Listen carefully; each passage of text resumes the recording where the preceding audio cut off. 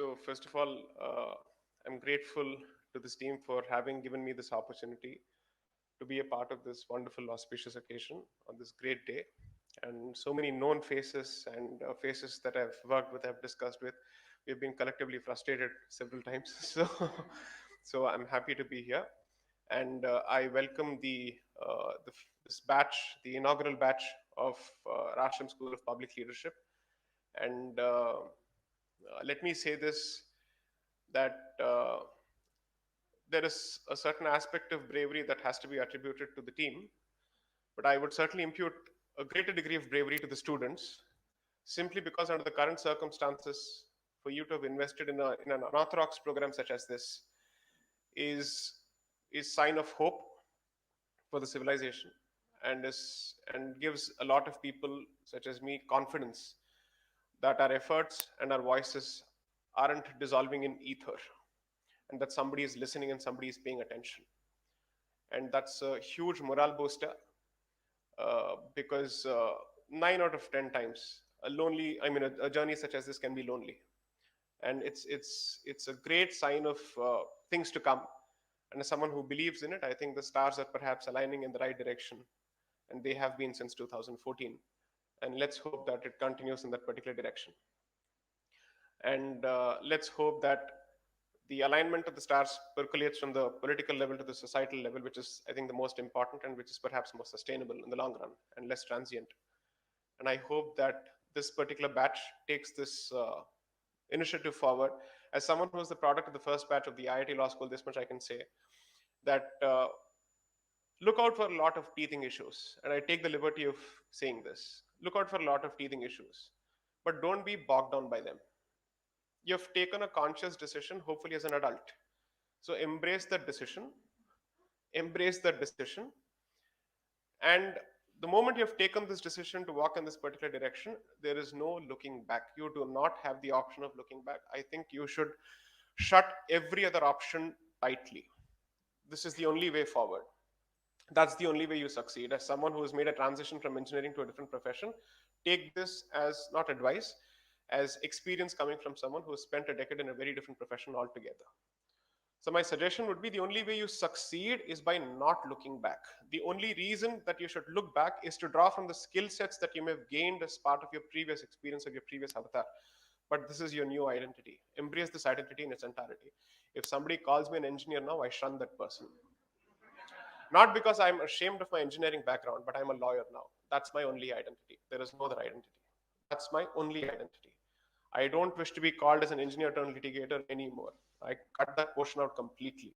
I use that only as a calling card if I have to deal with a particular matter, or if I have to impress someone that I've done this to. But beyond that, it has no value for me. Honestly, it has no value.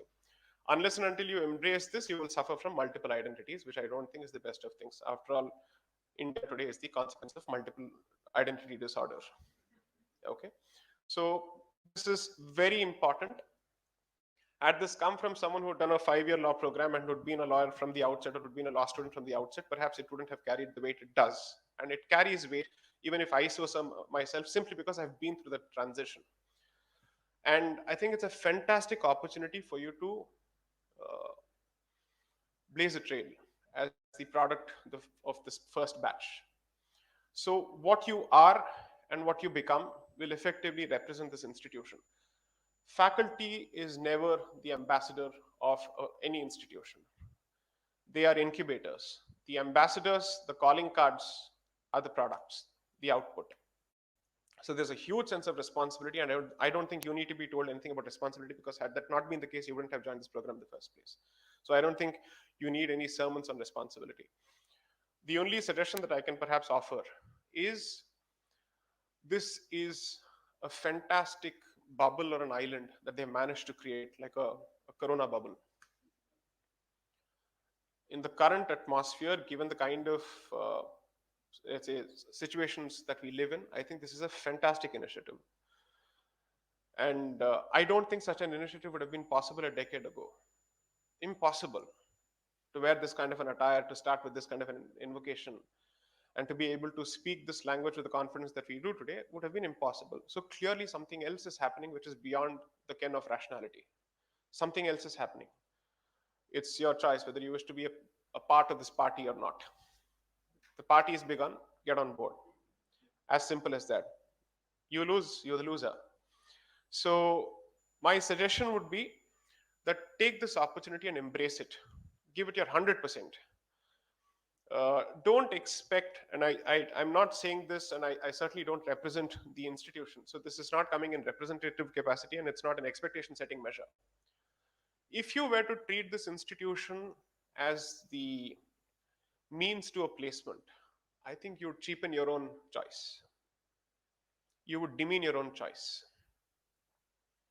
Clearly, something else beyond placement has driven you to take this particular plunge. Stay true to that.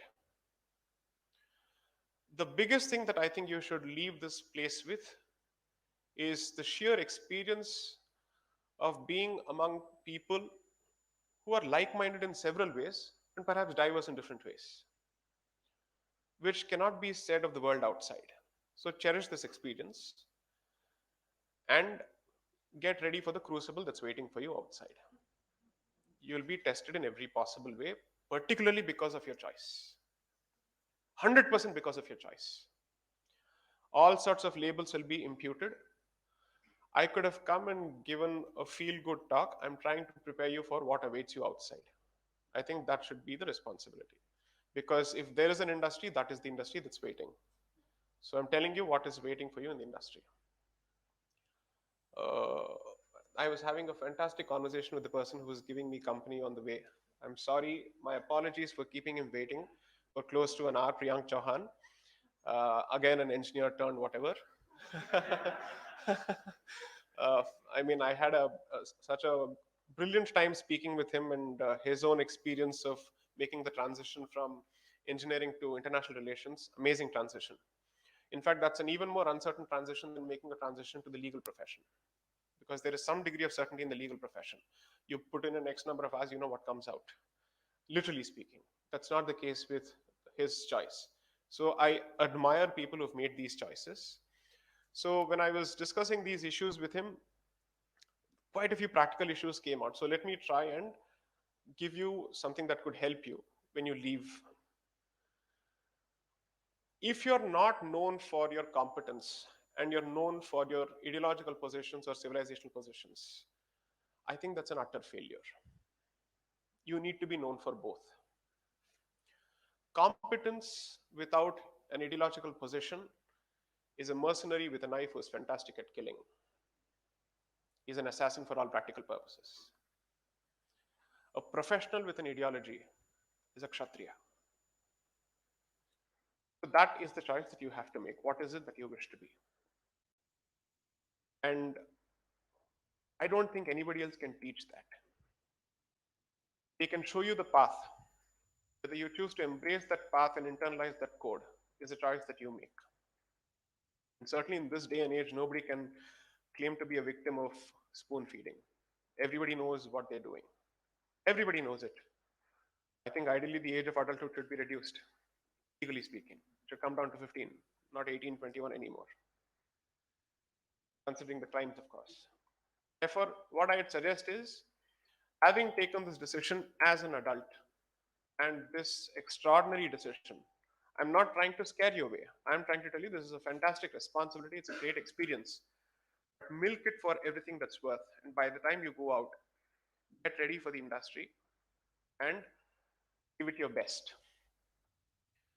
The good part is the stars have aligned in such a way that there is a willing audience of investors in further initiatives such as these and any spin-offs that may come out of this. Having been a first-hand recipient of this kind of, let's say, investment interest, I can tell you that should you show promise, there are enough opportunities. Notwithstanding what, let's say, popular discourse may try and tell you, there are enough people. These are the silent people. They don't shout. They don't sloganeer. They step in and they step up when they're required to. And you will always find yourself with support should you embrace dharma. It will turn up at the right moment. Not at the moment that you expect, but at the right moment. because the universe has a different calculation, which is certainly beyond our ken and grasp at this particular moment. So your calculation and the universe's calculation may be different, but wait it out, duke it out. Think like a mountain goat whose immediate goal is the next step. You'll reach the summit ultimately. But please do not lose focus. Any number of times when the daily tussle or the daily nonsense that you get to hear could be disheartening, disillusioning. I would suggest that there are two options. Ignore. I'm not in favor of that option. Should you ignore, do it for the long run. But if you don't ignore, channel. Never underestimate this politically incorrect advice, the value of anger. Anyone who tells you that dharma and anger don't go together, I'm sorry, read Subramanya Bharati. There is a value for Raudram. Raudram is one of the Navarasas. It's one of the qualities that you have to, and when you see Ravi Varma's paintings, it's fantastic the way he represents Raudram as a characteristic, as a feature, as a quality of a human being. The balance that you strike between intellectualism and that anger, because this is not going to be an empty academic pursuit. This is not going to be a pursuit for someone who's just interested in reading books for the rest of his life. I don't see what is the point of that. If you wish to be an individual who's isolated himself somewhere in some farmhouse, more power to you. I hope you have the money to continue doing that. But if that's not the case, and if it has to mean something, then all of this must translate to application. And dharmic philosophies do not strike a balance between practice and theory. They don't strike a distinction between practice and theory. Practice and theory go hand in hand. They go 100% hand in hand. We don't believe in this Western binary at all under any circumstances. Nothing that is known, if it is unworthy of application, either in the present or in the future, is worth knowing. There is some application that needs to be found. So it's a test of this. Some people choose to read what they believe is useful. Some people make use of everything that they've read. You choose what you wish to be. I think it's always better to be in the second category, because that shows that the mind is nimble. The mind finds areas of application. I think that's the way to go. So all of this is going to be extremely important because it's an unforgiving, malicious industry out there. So prepare for it each day. The more you sweat it out here, the less you'll bleed outside. That's the straightforward policy that a soldier follows. That's the only way to go forward. And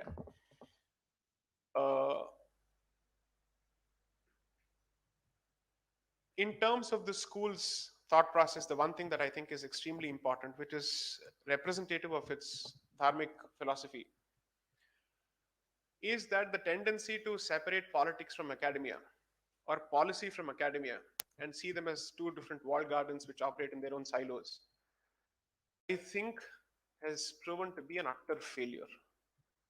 Surprisingly, that's not the model that's followed in the West. We seem to assume that that is the Western model and we seem to be following it here. So that wall has to be broken. Under our philosophy, politics is not a gutter that you're supposed to run away from or escape or evade under any circumstances. The more you do it, you're actually expanding the scope of that particular sewer, if that's what you believe it is. If you treat that as a societal yajna, then you have no other option but to contribute to it. So anything that you do has to translate to some kind of policy or has to translate to even politics. I have zero problems with the idea or the word of politics, not one bit. So this silo-based approach to civil society, to politics and academia needs to go. And I think it's a fantastic experiment and a fantastic incubator for you to pull all of these together, seam, let's say, all of these together and see how they work. So I can certainly say that people like me are more than happy to support initiatives that come out of this particular place. 100%. Because we've been waiting for somebody to do this because not everybody is an institution builder. So kudos to this team for having built an institution from scratch. Because Anybody, I think, with some amount of effort, and there is always an incentive to be a solo act. Because you hog all the limelight, that always happens. But institution building requires a lot of patience, commitment, discipline, going to the nuts and bolts, having to make a lot of sacrifices. People with these kind of qualifications need not live here, seems to be the motto of this country at this point, where it is literally a greener pasture, or let's say a launch pad to a greener pasture somewhere in California or New Jersey or whichever goddamn place that is. I don't care. So the point is, for them to have sacrificed all their goals and for having done this, I think they they deserve a round of applause. Please bear this in mind. Each time there is a teething issue that comes to your knowledge, bear this in mind. Be patient. As the product of a first batch of the IIT Law School, despite it being the IIT, so to speak, the law school obviously was a nascent institution that was free riding on the coattails of the IIT brand. It had no reputation of itself. I will never call myself an IITian, not at all. I'll be known only by my individual brand, not by as an IITian, because I don't have any right to lay claim to that particular brand under any circumstances. That is a brand created by BTEX. Others shouldn't be free riding on that particular brand under any circumstances. That's a sign of inferiority, and that's a sign of saying that you're not capable of creating another brand. I'm sorry, I don't agree with either. So therefore, you have the opportunity to do this. So bear this in mind and contribute, cooperate. So just as I say, break down the walls between, let's say, the praxis and theory. In terms of running this place, I think that wall needs to be broken equally, where I think there should be a spirit of cooperation, not trade unionism under any circumstances. Not at all. Having been a typical trade unionist last venture in my law school, I can say this for a fact. I was almost about to be rusticated in the fifth semester. I'd have been behind by an entire year. Fortunately, my grades saved me. Otherwise, I'd have passed out in 2010 as opposed to 2009. I had a midnight disco. Disco is disciplinary committee. IT guys will tell you. I had literally a midnight disco where I had to sign a contract basically saying, I will not do this again henceforth. But I was laughing as I was signing that contract saying, this has no legal validity. I know this. So,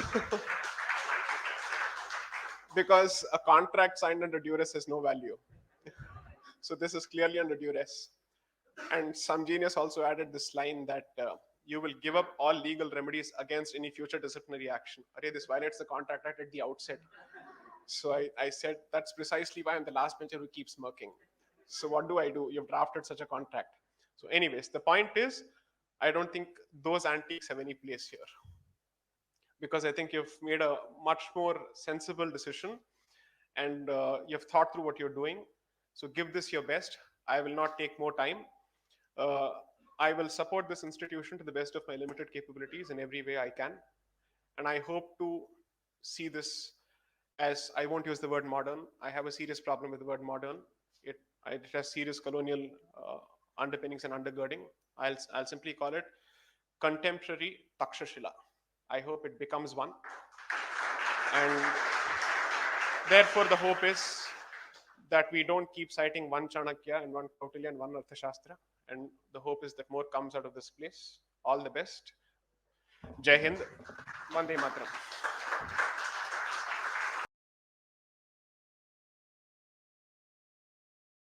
So I'll give you the broad outline. Firstly, as in fact, Priyank and I had a fantastic discussion on the way. Uh, a confession as to what is the spirit in which I've written this. By no means as an expert.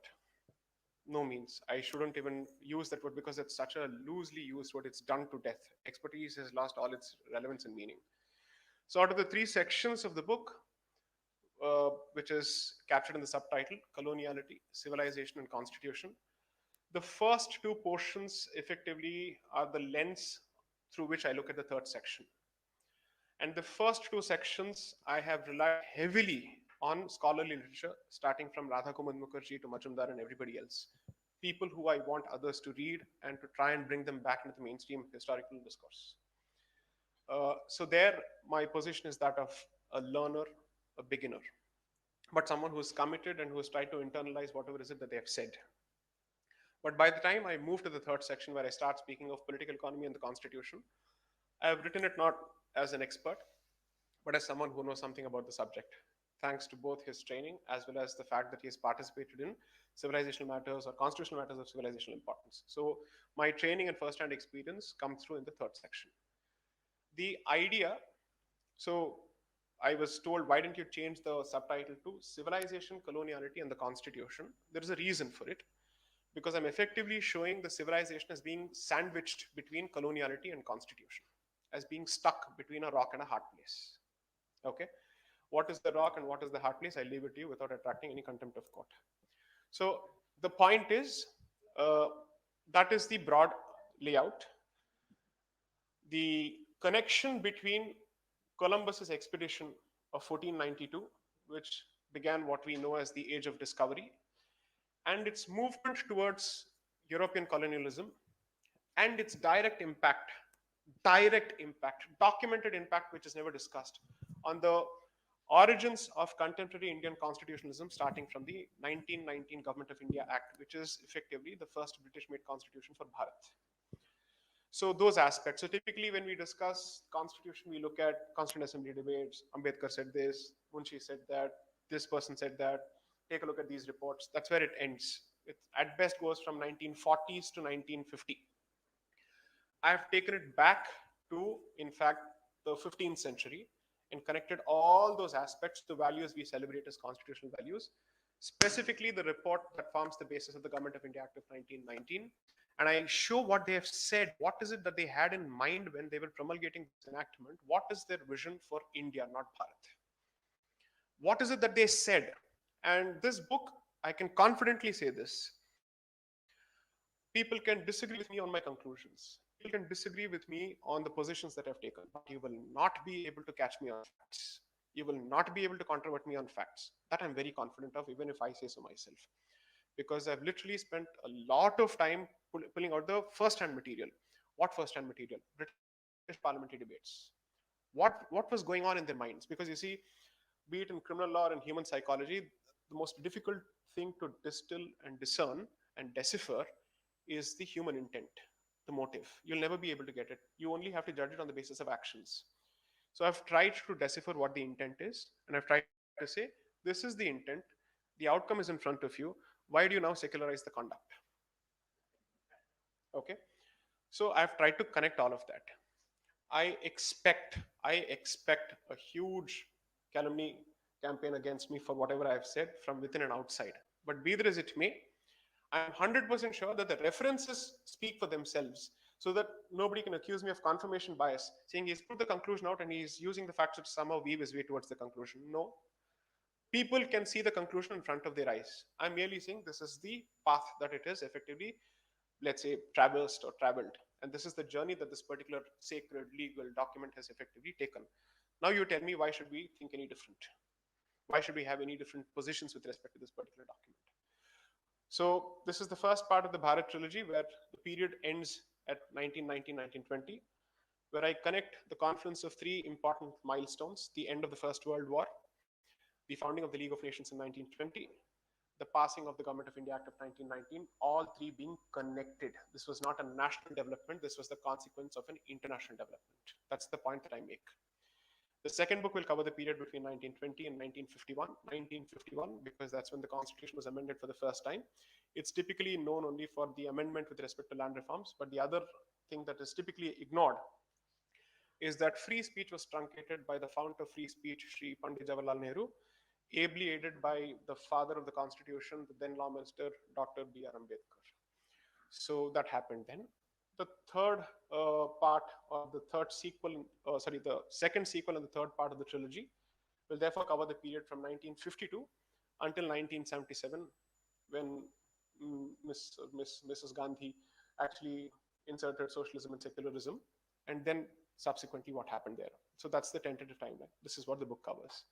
So I'm happy to announce that tentatively the launch will be just a few days before the 15th of August. And post which I hope to do quite a few book tours, simply because certain portions of the book will require book reading sessions. I'm going to do that to try and explain those aspects of the book which could appear to be dense. And I have extracted several portions of first-hand material as opposed to putting them in the appendix, because nobody reads the appendix typically. and I want people to see what is it that people said. And wherever possible, I'm simply saying, do I need to say any further? Why do I need to say any further? He said what I wanted to. So that's the effect of the last three chapters. So according to me, the punch of my book is in the last four chapters, where I start from the 31st of December 1600, when the London Company, which we know as the British East India Company, was founded through a charter given then. And then I move to 1853. Then 1858 onward, there is a point of inflection. So 1858 to 1919. So that is the last four chapters. The theoretical arguments and the conceptual arguments are given in the first section, where the paimana, so to speak, is global. So first section is global. The second section is Bharat specific. It's tryst with colonialism and coloniality specifically. And then as part of the tryst, if all of this has happened as part of the colonial experience, why do we assume that the constitution is independent of and divorced from the colonial experience is the question that I ask in the third section.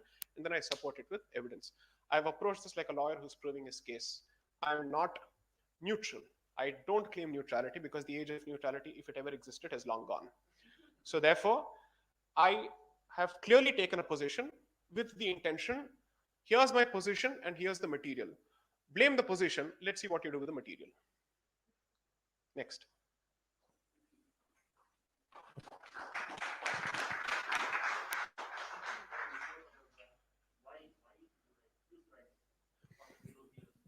So this was meant to be a single book covering everything.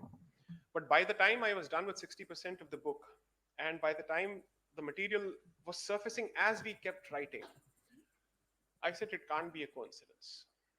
I'm a believer in this, that perhaps there's no such thing as a coincidence. And I said, you have to do justice to the material. My research team, Ms. Shaktiki Sharma and Ms. Vanya Agarwal, they pulled out so much of material because I kept telling them, I'm sure there must be something in this. And they kept digging, digging, and digging. I said, I have a trilogy on hand. And therefore, I have to do this. Now, as to why, I think I've said this before. The idea was to capture this at some point. So the book was waiting to happen at some stage. I was very clear about that. And I'm not trying to be wise in hindsight. I am clearly saying that this was the intention at some stage because that's precisely the same trigger for which I made the transition from engineering to law. So the book was meant to come out at some stage.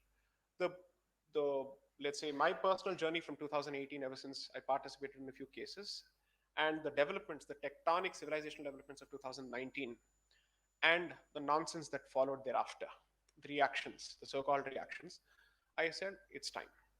The only thing is I was never clear if I had the stamina, the discipline, and the erudition or the patience for a book.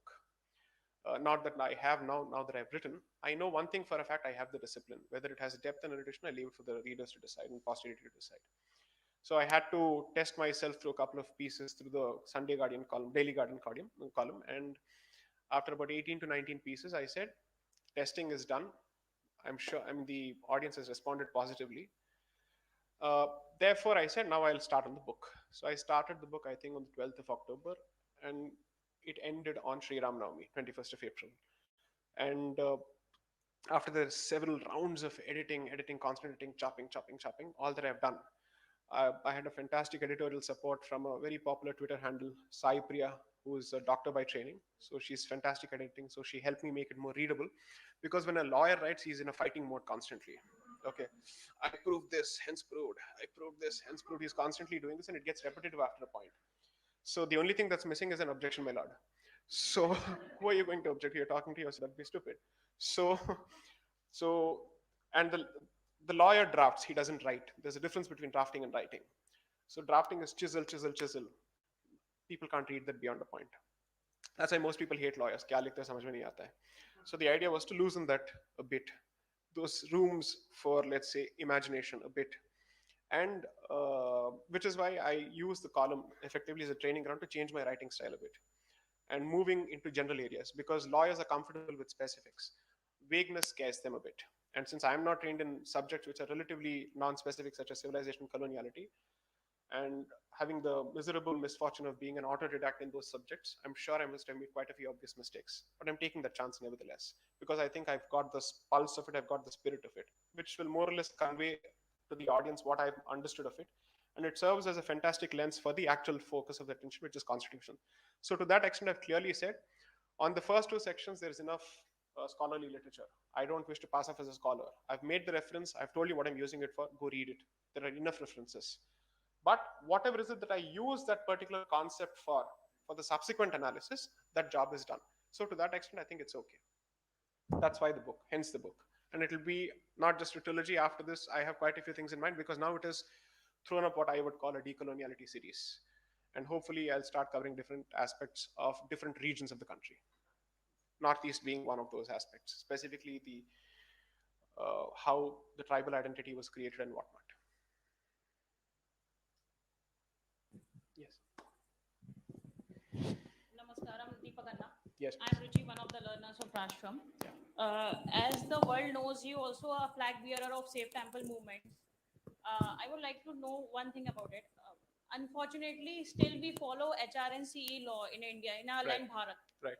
So now government have said that they are willing to release temples, but they are forming Which boards like government has said this? no, for Uttarakhand they Have have they? Oh, formed okay.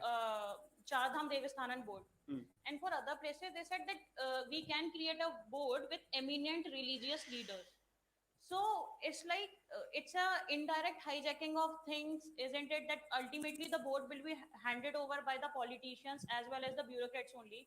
So on the face, it might be released, but it's not. And secondly, in our land, it's like there are mathadish, there are priests, Correct. and immense devotion and shraddha of the devotees which runs the temple. It's Correct. not a money making monument for us. Correct. So in that case, handing over it to eminent religious priest, will the devotees or the various sampradayas who have their own particular duties, rites, rituals, aren't we stepping over to their emotions, or for that matter, a better management is there only? What that Shraddha part is entirely gone in the temple aspects.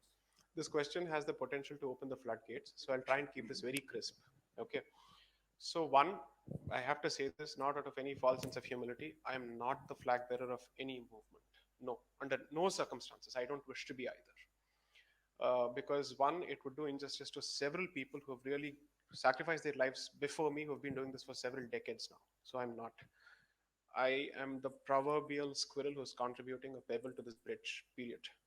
Second, I don't see myself under any circumstances in the activist mode because then that will, let's say, sandarsh और परिदृश्य दोनों बिगड़ जाएगा.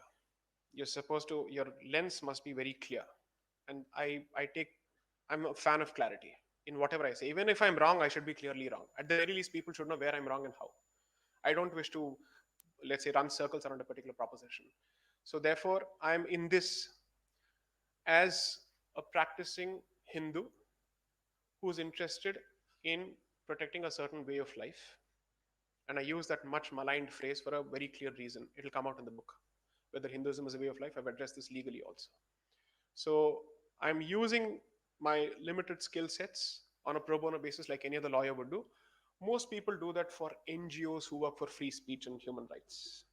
I'm doing this for Indic civilizational liberties. That's it. So it's a part of my pro bono commitments. So that caveat is very, very important because you see, this could trigger unnecessary conversations about bacha bhi aa gaya, kya kar raha hai? No, I'm a bacha. I'll remain a bacha as far as this movement is concerned. I'm still a learner. I'm a learner. Okay. Let's come to the second question.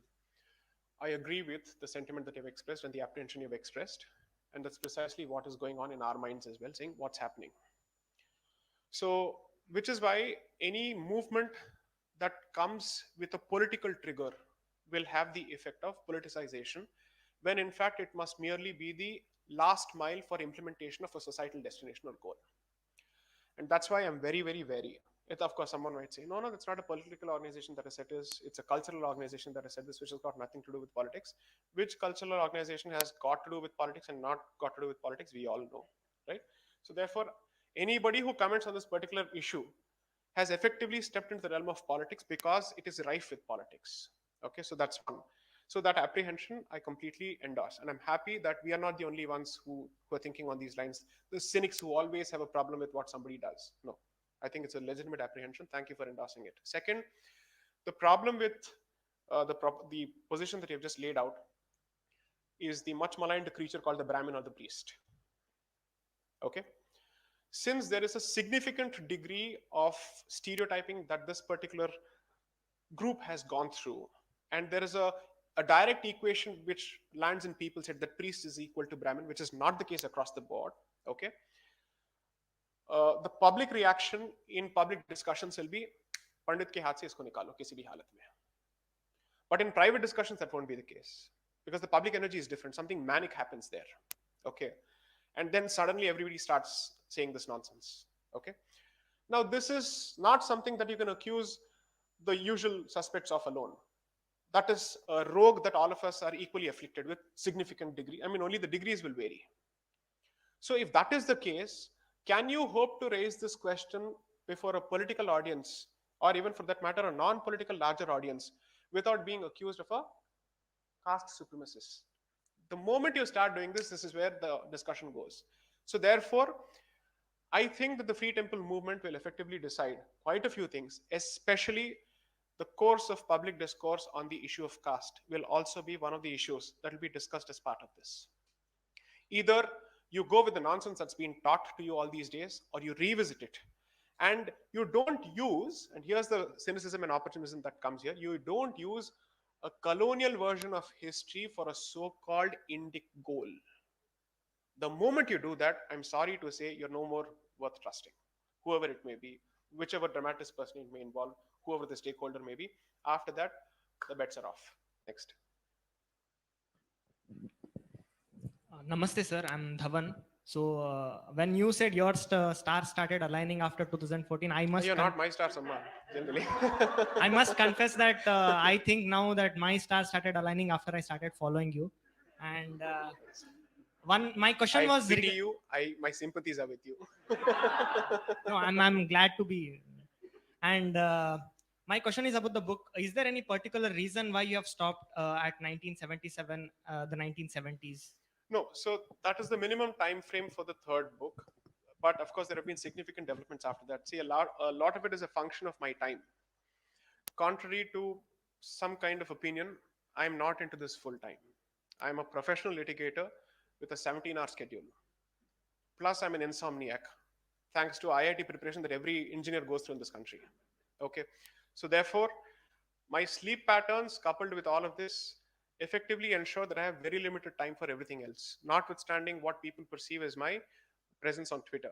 It's what, 280 characters, kya jata hai, kiska kya jata hai, okay, once in a day.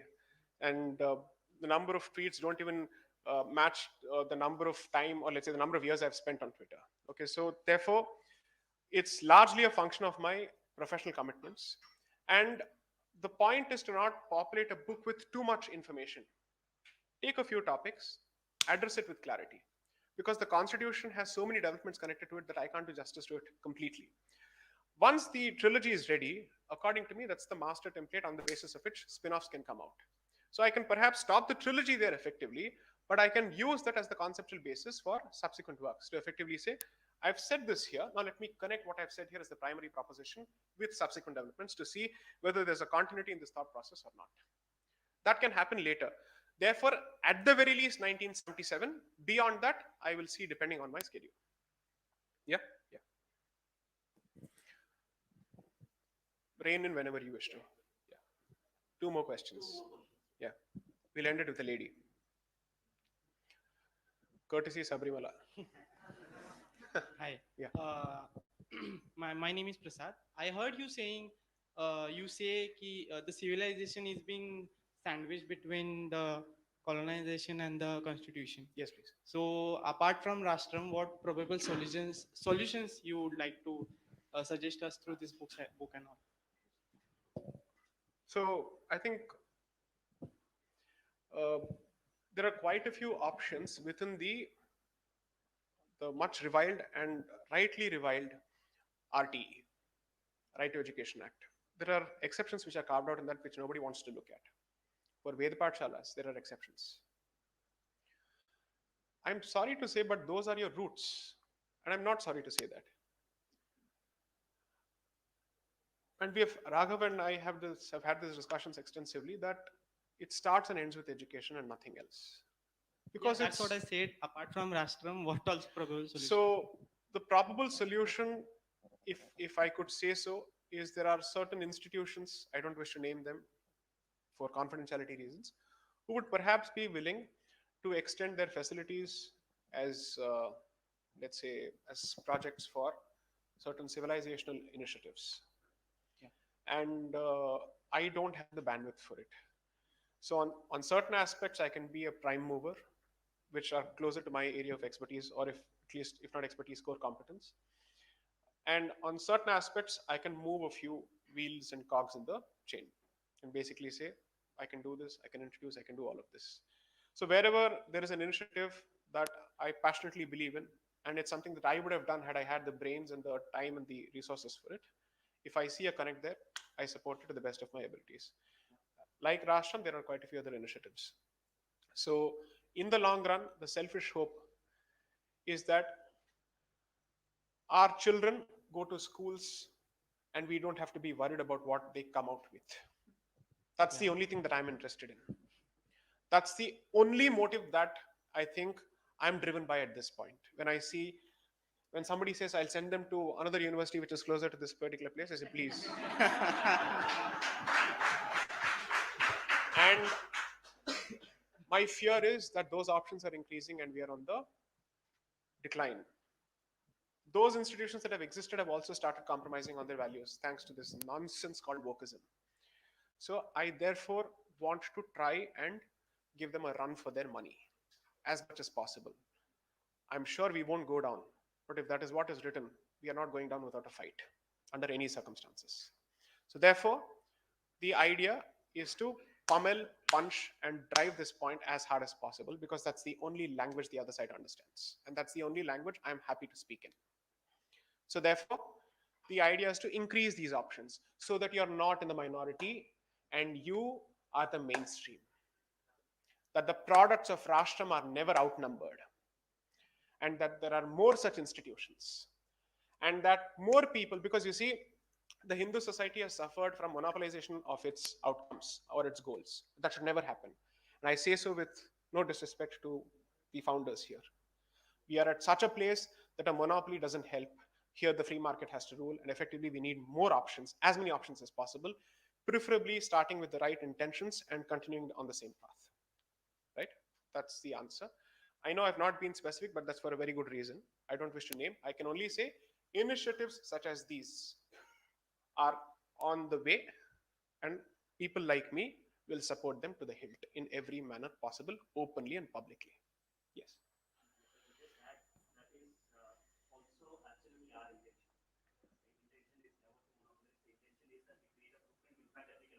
Correct.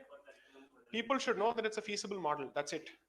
So I'm not a trustee of the Indic Collective. I'm not a member of the Indic Collective. I'm merely their mentor. It's a part of my pro bono commitment. It's not something that I do full time because there are better people to do it. When this organization was being thought of and conceived of, everyone was on the same page.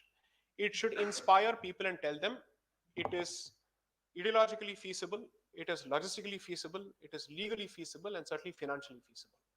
The moment you show that, any number of organizations come because you see, you can't be everywhere. The kind of problems that you're faced with and the challenges you're faced with, you must be a downright arrogant, insufferable person to think that you can do it all alone. Impossible. 100% impossible. You'll tire yourself out. You'll have no life of your own after that. I don't want to die a bitter man saying, oh, we should have done this, we could have done that. I have zero intentions of doing that. In a war, the only option is victory. In a battle, the only option and the only vikalp that you are entitled to choose for is victory. That's it. You come out winning. And here you have no other option because you are perhaps the last standing stronghold of a non-Western civilization, a pre-colonial indigenous civilization, and the mothership of indigeneity, according to me. So, therefore, I want as many people as possible to quote Naipaul, 1,000,000 mutinies. That's what we are looking for. That lady's been waiting for some time. Yes. So my question is, like, I come from design and stories background, from fashion background. Right. And politics and talking on the topics of politics require new lot of jargons, new lot of terminologies that makes us understand the world of leadership from the political angle. Right. So what are your suggestions for people like who are coming from the different background, from backgrounds of fashion, design, and other aspects to go into the mainstream of political leadership and understand and talk in that terms. Right. What are your suggestions on that? It's a good thing that you don't come from that particular fraternity for a different reason. I'll say this based on my experience of writing the book. I'm not bragging about the book. I don't think that I need to. The point is, when you take up a new subject where the terminology is bound to bog you down in the initial days of reading, you will have this burning desire. Could they have not said this in a simpler fashion? What is this need to use words like recursive at every possible juncture? What are you trying to say? Make it clear. But then see, that's the lay person talking. They are trying to first cater to their home audience, which is the academic fraternity. So you can't blame them. If, as a lawyer, my first goal is to win respect of my peers, everybody else comes later, right? So that's the language they will write in. So you have the fantastic opportunity of doing what? Learn, simplify, disseminate. The first two sections of my book do exactly the same thing, where I've tried to digest material which has been as hard as pig iron, and I've tried to say I'll present it in a edible fashion to the people who must know what is going on in the academic fraternity, because that's where the battle is being fought. Because that's where textbooks are being written. That's where the policy is being formulated. That's where the pedagogy is being, let's say, created, so to speak. So understand that and present it. So your journey should be learn, don't evade that process. It will be difficult, but I'm sure in this place there won't be a dearth of any kind of support. Either, let's say, with reference to subscription-based databases or people who you can reach out to. So do that, and then bring in your core competence and your fundamental skills to see how you can actually disseminate. If you're from design, I'm dying to read a new version of Amar Chitrakatha which retains the spirit of the past and doesn't have the stupidity of removing the Janevu from the Saptarishis. That's what they've been doing now. They're removing it. I'm sorry, what history are you trying to? If this is your case, will you give up the atrocity literature that you peddle with respect to caste the moment you remove that? You're not going to do that. So you'll use that as a stick to beat with, and you'll continue to deracinate us completely. You'll continue to pixelate this past entirely. So I'm happy that people from the design side are actually coming in. The creative, let's say, people must be a part of this, because I don't want to use that word soft power anymore. I'm saying it's a very clear hard power. It's a hard component. It is intangible, perhaps that's why it is soft, but its reach is tremendous and phenomenal. A 30-second video can do much more than what a book these days can do. I think it's unfortunate. That's a reflection of the times that we live in and the attention span that we suffer from. Okay, not blessed with, suffer from. Therefore, this is something that you can certainly do. Read, understand, and find ways of simplifying and disseminating. Because today the problem is that all this discussion is stuck in academic ivory towers. It needs to go out. It needs to go out. The ideation cannot be democratic, but consumption can certainly be democratic. Because not everybody can contribute to a particular subject, and I don't think everybody is capable of. I dare say this. Somebody starts talking to me on constitutional reforms, my first question will be, what do you know about the subject? How are you qualified to speak on this? It's not a question of authority, it's a question of qualification and training. That would be my first question. So similarly, this is the journey I think that you could perhaps consider adopting. And I'd be interested to see what kind of creative civilizational initiatives come out of this place. Not just hardcore academic aspects. That'll be fantastic. Animation, whatnot. The kind of itihasas and puranas we have, I'm surprised it's such a poorly tapped resource for animation. What kind of stupid superhero for sci-fi movies do we consume? They're really nothing. I honestly, in terms of sheer imagination, the sheer possibility, and obviously you can't be doing that using real life characters, therefore you have to go for CGI and whatnot. What a fantastic industry that is. A Kung Fu Panda can do so much for the soft image of China, a repressive regime, a bloody regime. We can't do better for Bharat with the kind of itihasas we are blessed with, not cursed with. So therefore, I think it's great that people with your backgrounds have come. That gives me a lot of hope. Clearly, there is a diversity in your intake. Fantastic. All the best.